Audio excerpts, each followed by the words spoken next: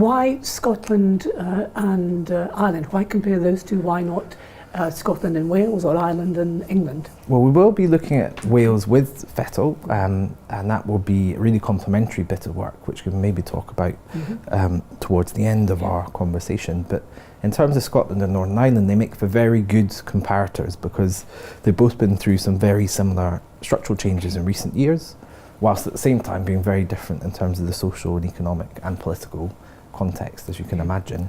So, for example, college mergers took place a little earlier in Northern Ireland, but in the last 5-6 years you've seen regionalisation, as it's called, in Scotland. You've seen the UK apprenticeships levy implemented in a very similar way in Northern Ireland and Scotland, which is very different to how it's been implemented in England. So change has been, there's certainly factors that have been similar in both Northern Ireland and Scotland, but they've gone in quite different directions in many ways. So we wanted to learn from that so that mutually the recommendations for each could be informed by both the success and, you know, not success yet, should we say, in each, in the other part of the world too. Are there shared issues? I mean, different starts and different pace of development, but are there shared issues coming for both countries, maybe for the whole of the UK, that you think are worth drawing attention to as people go on to make the decisions you talk about? So where we got to with the work is that there are big, huge disruptions coming, and some of these are well trodden in terms of thinking about in general terms, but not in terms of their implications for the skills systems.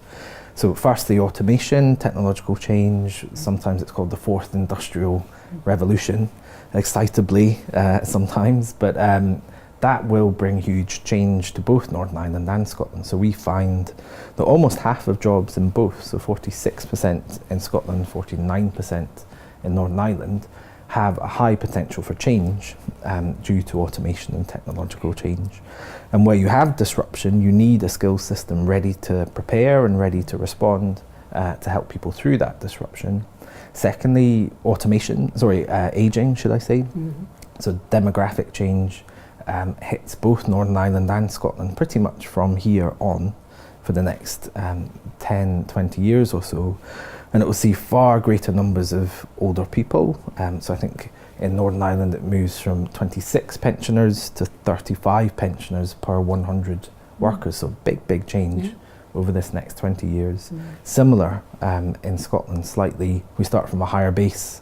In Scotland we're already a little older, but we get there to the same level. And so both of these things, plus the economic disruption more generally, mean we're going to have a very productive remaining workforce as it diminishes in size. We're going to have to instill that habit of learning and training throughout the age groups, and we're going to have to get as much out of our older parts of the population as we are from our younger.